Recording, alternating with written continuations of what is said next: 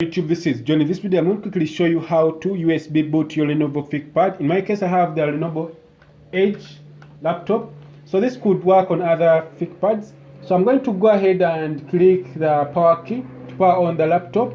Then I'll go ahead and click F12. So F12 will take me to the boot menu.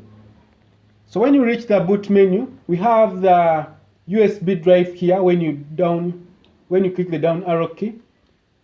So this doesn't work. Even if I do it very many times, it won't work.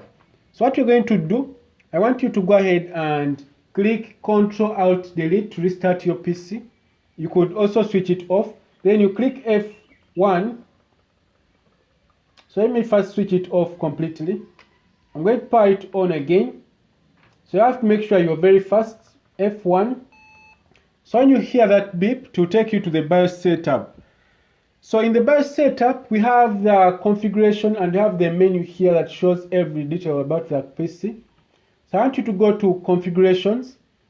So when you reach configuration, you will see USB here. When you see USB, so they show you the instructions here, what you do. You go ahead and click enter, then you enable. You have to enable all these options, as you can see on what I'm doing. So after that, you can go ahead and click F10 to save changes. By my case here, I'm going to click F10 and click enter. Then I'll click F12 to go to the BIOS,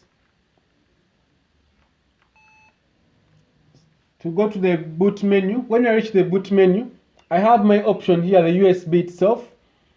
So I'm going to click enter, and this will ask me to click any key. Then I'll click any key so that it loads the files from the USB drive.